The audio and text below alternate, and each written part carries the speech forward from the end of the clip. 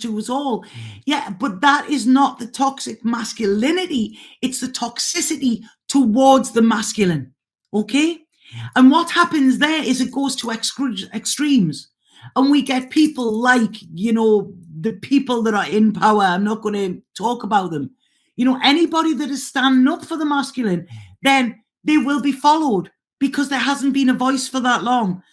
And that is because we're not giving them a space to be heard. They have to follow somebody who is shouting out. And these people that are shouting out are coming from their wounds as well. And that's what scares me, that these young guys are looking at them guys going, this is what it means to be a man. This is what it means to embrace my masculine. No, it doesn't. No, it doesn't. But we have to provide a space for healthy masculinity to be heard and to be seen in order for these young ones that are coming up to know which way to go.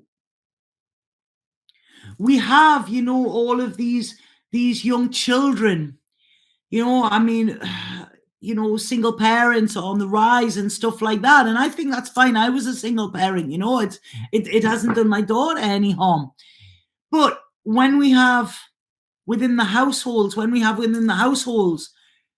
them children being like hearing the kind of masculine being dissed, told about deadbeat dads, told that they're assholes, told that whatever. And I know some guys are like that. I'm not actually in praise of all guys. I know some are.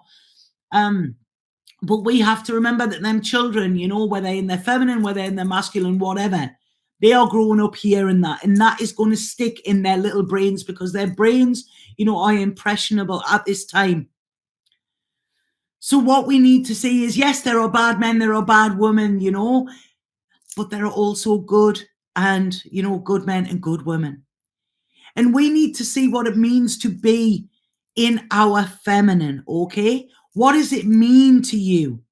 This doesn't mean fuck all men and I'm going to get to the top and I'm going to show them and be CEO, because that actually makes us step into our masculine and not embrace our feminine. And this is where there is a big problem. It's all been blurred. And if anybody is reading this, watching this, saying that I'm talking about genders and stuff like that, I'm not, okay? I'm not. I'm talking about masculine and feminine energy. And I'm talking about how we need to have the balance right with it. And like I say, with feminine energy, it is loving, it is kind, it is caring, it is nurturing. It is the creative energy. They say, give a woman anything. Give her a house, she'll create a home. Give her ingredients, she'll create a meal. This is what we do. And we've been shamed for that for so long. Completely shamed. We don't have to do that. But to sit with the feminine is such a beautiful experience. To sit where there are women holding each other and making space for men to be held and men to be given the same worship that we ask for. Think of your friends now if they're dating. Well, he needs to have this. Everybody's got these huge high standards, but they're not following them themselves. And this, I feel, is the huge problem. The masculine is crying. It is crying out for this space. We talk about these men being weak, or they're pussies, whatever. We are not allowing them the space to be strong. Have you ever seen, I watched it with somebody the other day, and allowing them to do something, asking them to help. Could you help me with this, please? There is a sense of pride that comes in with that. The masculine was the protector, the provider. And when we work together and we're not scared, because if we are against one of them roles, the masculine, the feminine, if we're against it and see it as our enemy, that is coming from a wound in us. And this is where we need to heal our wounds. And the only way we can do that is recognize that of the other. And it breaks my heart. It literally breaks my heart to see the way people are treating each other just because they're of a different gender. And I know this is happening all over with all different things. I get that, but this is what I'm talking about now. This is what I feel this Libra moon is bringing to the surface. We need change. We need change. Things haven't worked the way that they've been. There's another quote here, and I love this, and this is from a book called The Dance of Intimacy. And it says, in our rapidly changing society, we can count on only two things that will never change. What will never change is the will to change and the fear of change. It is the will to change that motivates us to seek help. It is the fear of change that motivates us to resist the very help that we seek. And that's it. If we are not able to ask the other for help, if we are not able to go and offer love to that other, that is coming from something within us. There is a fear. Maybe it's a fear of vulnerability. Maybe it's a fear of being weak. But I see that as strength. At one time in my life, I would never ask for help from the masculine. Never. I was breadwinner all of the time. I was the person. I wouldn't do it. No man is going to help me. That was coming from my wound.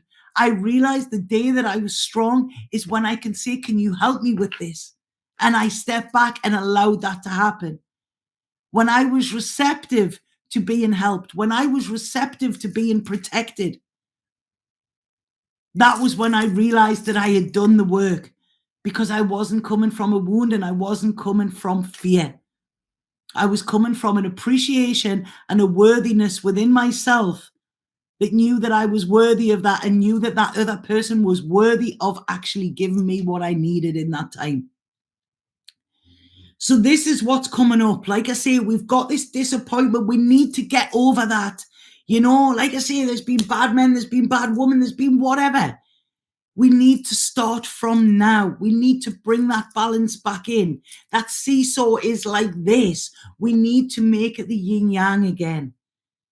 We need to bring that in because we are each part of the other. If we think about life cannot be formed without each other. It can't. And the further we go apart, this is where humanity is going to fucking crumble. If we're scared of stepping into roles or stopping other people from stepping into a role, that is where humanity is going to crumble with that. So what we need to do is learn to be safe in that space of the other. Learn to see that person as that masculine energy as our brothers. Because if we are dissing the masculine, we are dissing our children, we are dissing our brothers, we are dissing our male friends, our fathers, our grandfathers, and so on. The people that built this world that we now come into. And everybody talks about equality. If we really wanted equality, then why the hell is there only 1% of women doing the most dangerous male jobs?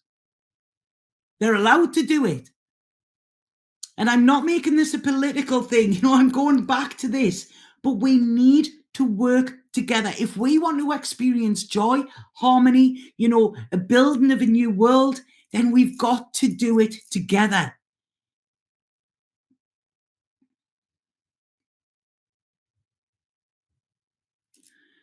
This is it. It's gone are the days, when we weren't allowed. We're allowed to do whatever. We're allowed to do a lot more than we think we are. We have more freedom than the other. But we're still sitting there in this anxiety of this kind of it's almost like this aggressive ghost that doesn't even exist, but we're all sitting scared of it. And this is what it brings us. Pain. Look at that card. I hate this card in this deck. We've all experienced the pain. So now it's time for us to stop battling, to make that change and to start to heal. If I've got what that other needs, then they can have it. And if they've got what I need, then please give me it. I'm open to receive it. This is where we have to forgive. We have to forgive those that have come before that hurt us and not blame those standing in front of us for that pain. This is where we will be stronger. We're stronger together. These cards, for fuck's sake, look at that. We will be stronger together. When we step into our role, this is the shadow side coming up of the world. It really, really is. And it's almost like these blocks need to be removed, because you know what? The love that the world is missing is locked in the fucking hearts of so many of these masculines that are frightened to actually open their hearts because they're frightened of us crushing them. That's just came through to me there. I'm sorry. That's what's came through there. There you go. King and Queen of Cups together. King and Queen of Hearts. And that is where we will find this happiness. That is where we will be able to heal. And this is where we can actually plan going forward. We need to give the recognition to get the recognition, and realize that Emperor energy is so needed. So needed at this time. True Emperor energy, not Emperor energy that is based on control or power over, overpowering people. That's not Emperor energy. The Emperor is there. They're solid. They hold that space. There are so many people doing this work. My coach, Preston Smiles, Stefan, who works with him. There are so many masculine doing this work. So many, and I thank every single one of them. This is where we need to lay our cards on the table. And if we have fears, we need to go into the fears. We need to look at them. Yeah, women need to feel safe and protected so that they can feel comfortable to create. I completely believe that. I'm with you, Alipa. But the masculine need to feel safe in order to protect.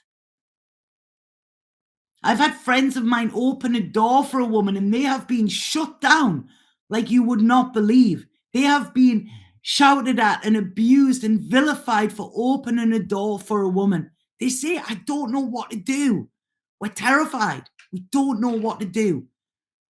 I know single friends of mine. They're scared to ask a girl out in case they, will they feel that I'm, abusing them or assaulting them or whatever. It's like, fucking come on, man. I have seen men that I love dearly, people that are in my life now and people that aren't. I have seen them destroyed by the feminine. Destroyed. My mother was borderline. Okay, yes, there was problems within my family. There was violence within my family. But I can honestly, hand on heart, say that 99% of the time, it was instigated and aggravated by my mother. I'm not saying it was right, but I'm saying that was it. It was this unhealthy look at the masculine, pull them down, belittle them. They're arseholes, they're weak, they're what? They're honestly, some of the words that I've heard recently about it actually makes me sick to my stomach.